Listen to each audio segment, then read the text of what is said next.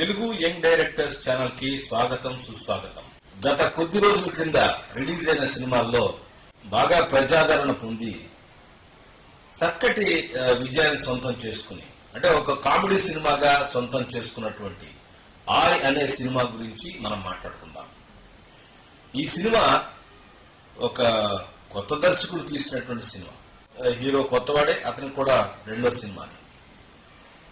ఇలా చాలా గ్రామీణ వాతావరణంలో తెలుగుదనాన్ని కొంచెం, అంటే ఇప్పుడు మరీ సిటీ వాతావరణంలో తుపాకులు, చంపుకోవటాలు, డాన్సులు, ఇట్లా రకరకాల పిచ్చి సినిమాలతో, ఫైటింగ్లతో ప్రేక్షకుల బుర్ర తింటున్నటువంటి సినిమాలు వచ్చిన సందర్భంలో హాయిగా నవ్వుకోవటానికి పనికి వచ్చేటటువంటి ఒక సినిమా.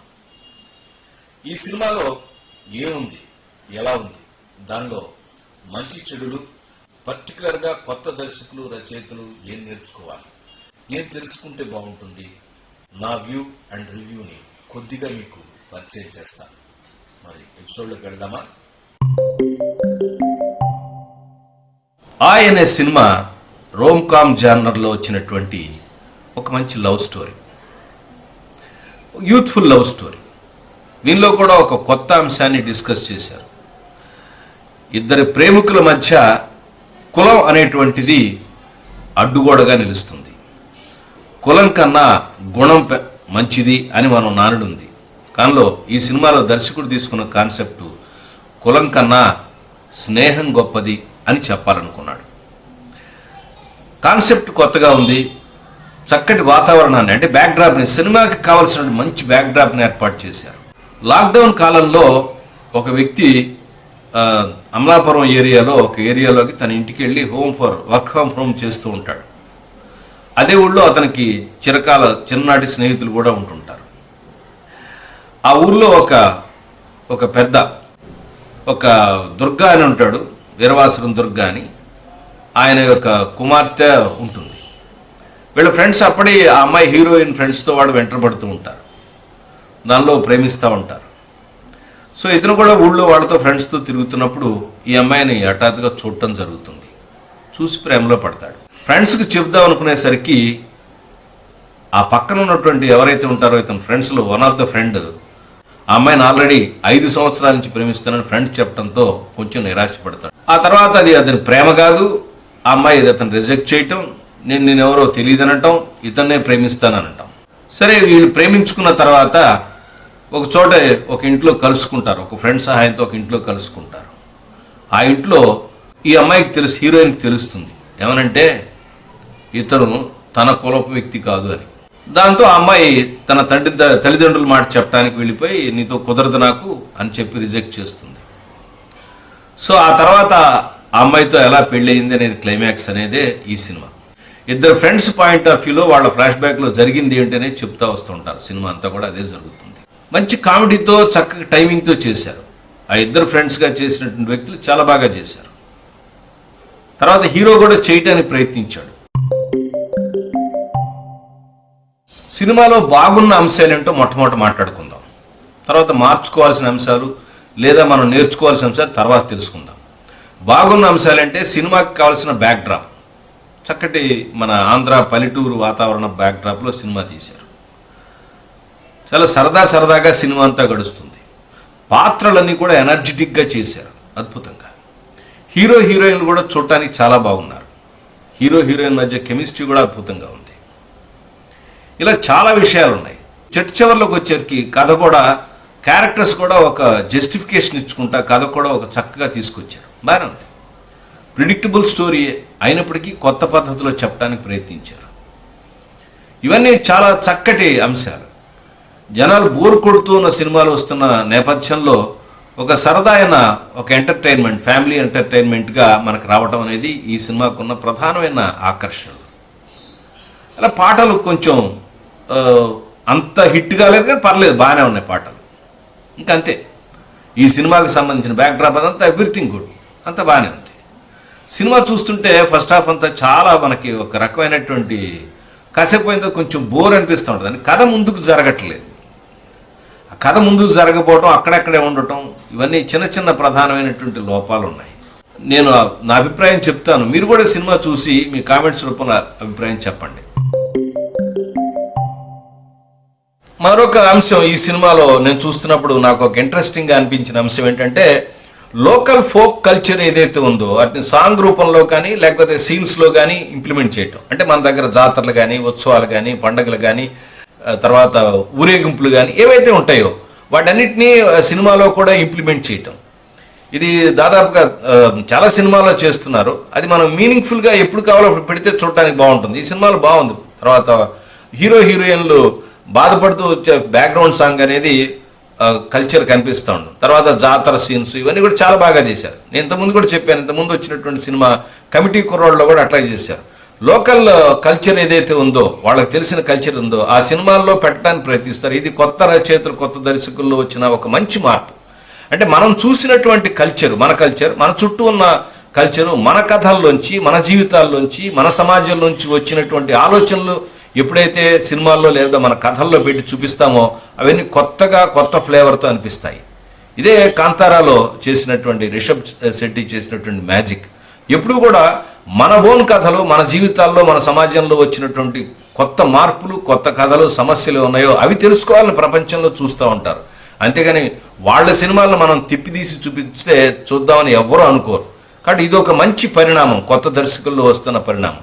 నేను అందుకే అంటాను, ఇక్కడ కూర్చుని సిటీల్లోనూ అక్కడెక్కడ కూర్చుని కాకుండా మీరు అప్పుడప్పుడు వెళ్తూ ఉండాలి. ఏదైనా అకేషన్స్ వచ్చినప్పుడు మనం రకరకాల ప్రాంతాలకి వెళ్ళి ఆ ప్రాంతాల్లో ఉన్నటువంటి పరిస్థితులను అబ్జర్వ్ చేసి వాటిలో ఉన్నటువంటి ఎప్పటికప్పుడు సామాజికంగా వస్తున్న మార్పులను కానీ, సమాజంలో వచ్చిన సమస్యలను కానీ, ప్రాబ్లమ్స్ కానీ తెలుసుకుని వాటిని సూచాయిగా మన కథల్లో ఎక్కడ పెట్టుకోవడానికి కనుక ప్రయత్నించినట్టయితే కథలో మంచి ఫ్లేవర్ వచ్చి చూడటానికి చాలా బాగుంటాయి. ఇది ఒక మంచి అంశం. ఓవరాల్గా చెప్పొస్తే సినిమా అనేది ఒకసారి చూడటానికి కాదు, సరదా కాలక్షేపంతో ఫ్యామిలీ అంతా చూడటానికి బాగుంది. తర్వాత చాలా రోజుల తర్వాత వినోద్ కుమార్ తండ్రి వేషం వేశాడు. అతని తండ్రి పాత్రకి అతన్ని డెవలప్ చేసుకుంటూ వచ్చిన విధానం, బిగినింగ్ చేసిన విధానం చాలా అద్భుతంగా ఉంది. అతను చాలా సందర్భాల్లో పాపం అతనికి ఫ్రెండ్స్కి హెల్ప్ చేయమన్నట్టుగా చెప్తూ ఉంటాడు. కానీ కొడుకు మాత్రం అతన్ని తర్వాత పాయింట్అవుట్ చేస్తాడు, మనకేం మిగిలిందని రకరకాలుగా అతన్ని ఇబ్బంది పెడతా ఉంటాడు. కానీ చివరిలో క్లైమాక్స్లో అతను రివీల్ చేసిన విధానం, అతని క్యారెక్టర్కి ఇచ్చిన వెయిట్ చాలా బాగుంది, చాలా అద్భుతంగా ఉంది. అలాగే ఫ్రెండ్షిప్కి ఇచ్చే విధానం కూడా చాలా బాగుంది.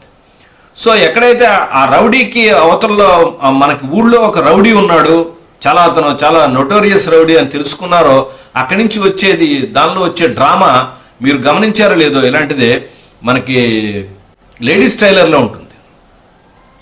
లేడీస్ టైలర్ విలన్ వస్తున్నాడు అనే విషయంతో అతను చాలా గాబరా పడుతూ తొందరపడుతూ చేస్తూ ఉంటారు. సో అట్లాంటి మనకి నోట్ కూడా ఇక్కడ దీనిలో ఉంది. సో అందుకే నేను ఏమిటంటే పాత సినిమాలు అబ్జర్వ్ చేస్తే మనకి ఎట్లాంటి సీన్లు అల్లుకోవాలి, ఎలాంటి సీన్స్ మనం వేస్తే బాగుంటుంది, దేని తర్వాత ఏం చేయాలి, ఎలా సీన్ని మనం కంట్రోల్ చేసుకోవాలనే విషయం మనకు చాలా తెలుస్తాయి. ఓవరాల్గా నాకు సినిమా ఏమనిపించిందంటే చూడటానికి బాగానే ఉంది. సినిమా చిన్న ప్రాబ్లమ్స్, కొత్త వాళ్ళు కదా, బిగినింగ్లో అనిపిస్తూ ఉంటుంది, వాటిని కరెక్ట్ చేసుకోవచ్చు, తప్పేం లేదు. ఇలా ఏదైనా విమర్శ వచ్చినప్పుడు ఆ విమర్శను తీసుకుని నెక్స్ట్ టైం ఇంకా మంచి సినిమా తీయడానికి, ఇంకా ఎక్కువగా ఎట్లాంటి ప్రాబ్లం లేకుండా మంచి సినిమాలు తీయడానికి ప్రయత్నించాలని దర్శకుల్ని, రచయితల్ని, కొత్త రచయితల్ని నేను ఈ సందర్భంగా విజ్ఞప్తి చేస్తున్నాను. ఇంతకుముందు మన ఎపిసోడ్లో చెప్పుకున్నట్టుగా ఈ సినిమాలో ప్రధానమైన లోపం ఏంటంటే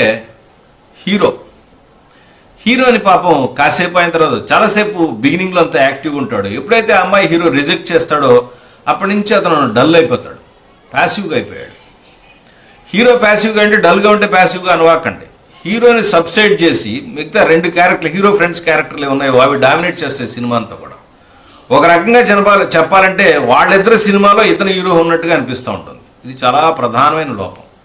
నేను ఎప్పుడు ఒకటే చెప్తాను, సినిమాకి హీరో చాలా ప్రధానమైన వాడు. హీరో యొక్క ప్రాబ్లమే సినిమా యొక్క కథ. అతని ప్రాబ్లం ఏంటి, అతను ఎట్లా సాల్వ్ చేసుకున్నాడు, తర్వాత అందరు ఫ్రెండ్స్ కానీ మిగతా వాళ్ళందరూ హెల్ప్ చేయొచ్చు. వాళ్ళ ఇద్దరి స్టోరీలో హీరో ఉన్నట్టుగా అనిపిస్తుంది. హీరో కథలో ఇంతమంది ఉన్నారు అని కనుక చెప్తే బ్రహ్మాండంగా ఉండేది అనిపిస్తుంది. అందుకనే సినిమాకి అంత గొప్ప సినిమా అవ్వలేదు. నేను చాలామంది దర్శకులకి, మన కొత్తగా వచ్చే దర్శకులకి, రచయితలకు సూచన చేస్తూ ఉంటాను.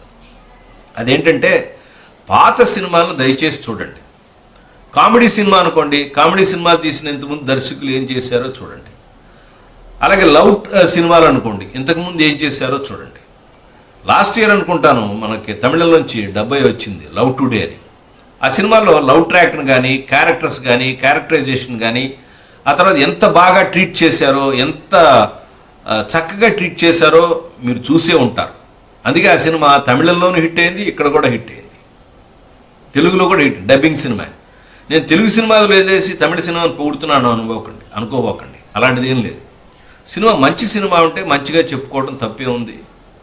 అసలు సినిమా పుట్టిందే ఎక్కడో విదేశాల్లో పుట్టింది, దాన్ని మనం తెచ్చుకుని మనం చూడలేదా, తయారు చేయట్లేదా, అదొక బిజినెస్ కావలేదా, అదొక ఎంటర్టైన్మెంట్ కావలేదా? కాబట్టి ఇలాంటి విమర్శల గురించి మనం పట్టించుకోవద్దు. ఎప్పుడైనా హీరో పాత్రని చక్కగా జాగ్రత్తగా హ్యాండిల్ చేయటం, హీరో కథగా మనం చెప్పటం అనేది ఇంపార్టెంట్.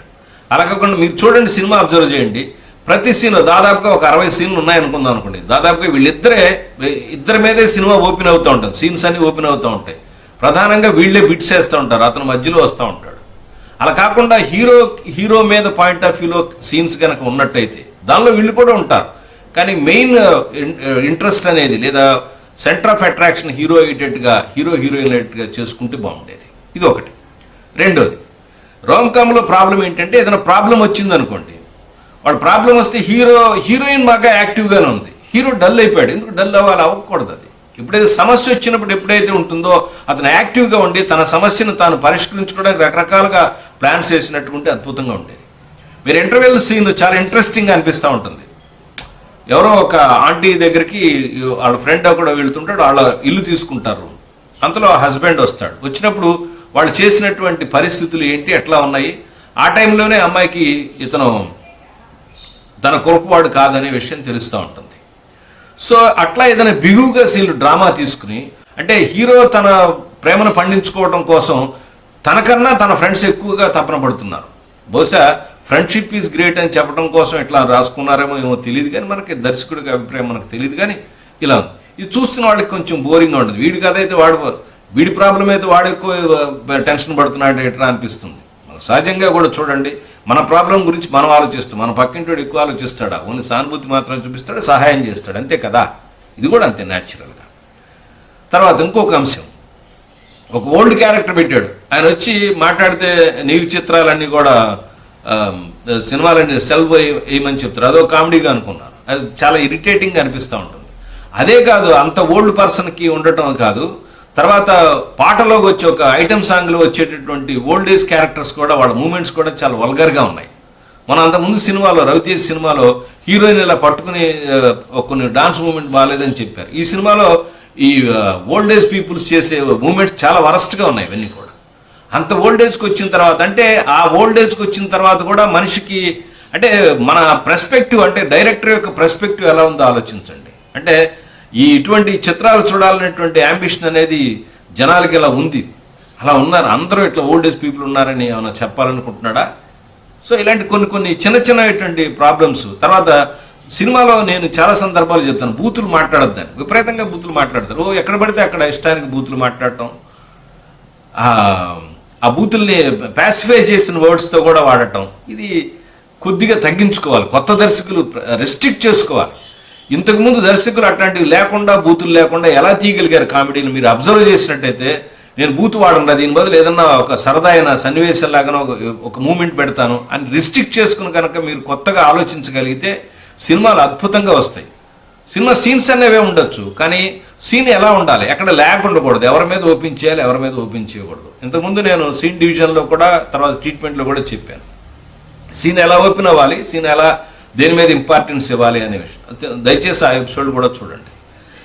అలాగే పాటలు ఇంకొంచెం బాగా అట్రాక్టివ్గా చేసినట్టుంటే, పాటలు బాగా క్యాచీగా చేసినట్టుంటే, పాటలు ఇంకా బాగా హిట్ అయితే ఇంకా బాగుండేది సినిమా. ఇలా చాలా మంచి లక్షణాలు ఉన్నాయి, అలాగే చిన్న ప్రాబ్లమ్స్ కూడా ఉన్నాయి. దయచేసి ఈ ప్రాబ్లమ్స్ని సరి చేసుకోవడానికి ప్రయత్నించండి.